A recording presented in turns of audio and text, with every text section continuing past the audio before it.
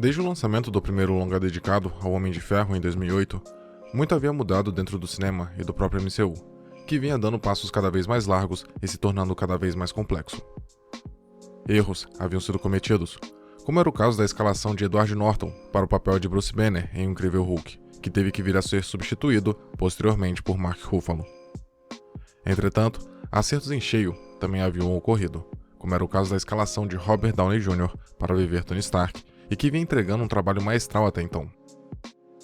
Entre muitos altos e poucos baixos, o universo cinematográfico da Marvel vinha se estabelecendo como um marco do cinema moderno, e o lançamento de Os Vingadores provava que as apostas do estúdio eram altíssimas, o que aumentou ainda mais a expectativa do público para produções ainda maiores e melhores. Contudo, Homem de Ferro 3 se caracteriza mais como um dos pontos baixos do MCU, tendo sofrido com a crítica especializada e com a má vontade dos fãs desde o seu lançamento. Enquanto que o primeiro Homem de Ferro apresenta uma fidedigna história de origem para o personagem, apresentando todos os arcos da construção do herói e a aprovação que o chamaria para o seu destino, sua sequência, mesmo que também cercada de certa polêmica, consegue entregar uma boa trama de desenvolvimento emocional e amadurecimento do protagonista como amigo e como super-herói. Entretanto, o mesmo não pode ser dito de Homem de Ferro 3, que tenta mesclar a fórmula de ambos os seus antecessores, mas que no fim, acaba apresentando um resultado duplamente problemático e condenado a ser considerado até hoje como uma das piores produções já feitas dentro do universo cinematográfico da Marvel Studios. Se passando após os eventos de Os Vingadores de 2012, a trama parte de um Tony Stark já estabelecido como um super-herói perante o público e a SHIELD, sendo ele um dos principais acionistas e consultores da organização. A vida do protagonista parecia estar bem encaminhada, com seu relacionamento com Pepper Potts finalmente progredindo, com esta tendo se mudado para sua casa na Califórnia, e suas armaduras estando mais operacionais do que nunca. Contudo, os eventos de Vingadores acabaram por afetar Stark com mais força do que ele esperava que ocorreria, com o protagonista demonstrando sinais claros de estresse pós-traumático e ansiedade, culminando até mesmo em inúmeras crises de pânico no personagem durante a trama. Stark, que havia passado de um playboy irresponsável para um herói finalmente preocupado com a integridade daqueles que amavam, no arco que experienciou em seus primeiros 2 filmes, havia redescoberto uma razão pela qual lutar, e em Vingadores, havia percebido que seus esforços até então, mesmo que dotados de boa vontade, eram pequenos, e não protegeriam a Terra caso ela fosse novamente atacada por uma horda de alienígenas, como havia sido com Loki no passado. Pensando nisso e se preocupando com o futuro do planeta, Stark passa a empregar seus esforços na construção de um exército de armaduras cada vez mais modernas e que pudessem funcionar de forma autônoma, sem a necessidade de um piloto, permitindo assim que o mundo pudesse ser protegido mesmo que algo acontecesse ao protagonista.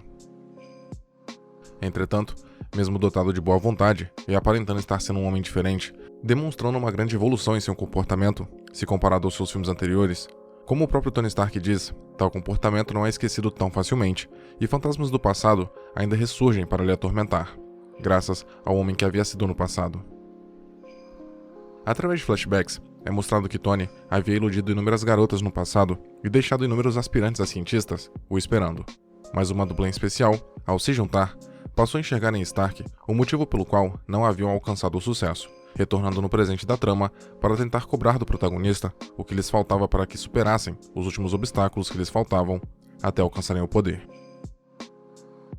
Não é novidade ou exclusividade do personagem que o comportamento demonstrado por Tony Stark durante boa parte da sua vida foi lhe criando mais dificuldades do que atalhos. Sua personalidade ácida havia criado inimigos já no segundo capítulo do longa, no caso de Justin Hammer, mas em Homem de Ferro 3 são levadas a um nível além, com a criação desses antagonistas sendo ação diretas provocadas por Tony,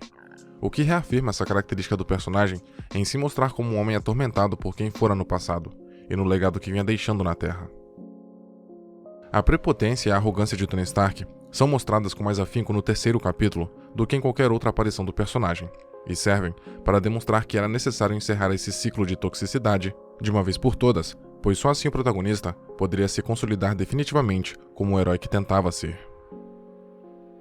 Um aspecto até então inimaginável na trilogia do personagem e que reafirma esse compromisso do estúdio em manter uma linearidade entre as suas produções, trazendo consequências de um filme para o outro, é a forma como o roteiro explora os impactos emocionais e psicológicos que a Batalha de Nova York provoca em Tony, com este apresentando crises de ansiedade e pânico por constantemente se lembrar da invasão alienígena.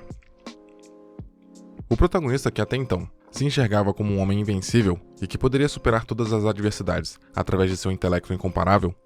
percebe que mesmo sendo um homem genial, ainda assim há fontes de poder que transcendem o seu conhecimento, e que no fim, a humanidade é uma raça muito vulnerável, e que poderia não ter a mesma sorte na próxima vez que uma invasão ocorresse. Devido a isso, Stark, que passa a tomar para si a responsabilidade de proteger aqueles que ama, vai se tornando cada vez mais paranoico e neurótico, o que o leva a construir o exército de armaduras, e uma vez que seu funcionário Happy acaba por ser vítima de um atentado, ameaça publicamente o falso mandarim na televisão, o que se prova como uma ação tola, pois provoca a queda do Homem de Ferro e a aparente destruição de tudo que havia construído até então. Essa perca que o protagonista experiencia e que o leva a ter que trabalhar com Harley em uma cidade interiorana faz parte do arco de amadurecimento do personagem que, mesmo à força, precisa aprender o valor da humildade e o quanto as pessoas que são próximas a si lhe são importantes. A dinâmica entre Harley e Tony se inicia com este desmerecendo as ações do garoto e o diminuindo, mas ao perceber que ele próprio também não continha mais nada, Tony passa a perceber o valor que o garoto tinha. Da mesma forma, enquanto era contrário à ideia de que Rhodes possuísse sua própria armadura no capítulo anterior, aqui Tony se mostra satisfeito e feliz por poder contar com a ajuda do Patriota de Ferro durante os momentos que precisou. Todo o arco emocional experienciado por Tony em Homem de Ferro 3 se dá através das sucessivas perdas que este sofreu, com o Homem de Ferro tendo que voltar a agir sozinho, assim como no princípio. Mesmo mudando gradualmente suas ações e passando a aceitar a presença de pessoas em sua vida, é somente no capítulo final de sua trilogia que Tony, ao acabar realmente sozinho por um período de tempo, percebe que sempre esteve cercado por pessoas que se preocupavam profundamente consigo. E passa a dar o valor definitivo à presença dessas pessoas, pois não adiantava proteger a Terra para garantir a segurança daqueles que amava, se Tony, em nenhum momento, reservava tempo e esforço para demonstrar esse amor. Após perder tudo, Tony precisa se reinventar e fazer nascer uma nova versão do Homem de Ferro, que ainda mantém o temperamento clássico do personagem, mas que dá o valor merecedor para aqueles que estão à sua volta e para seus próprios sentimentos.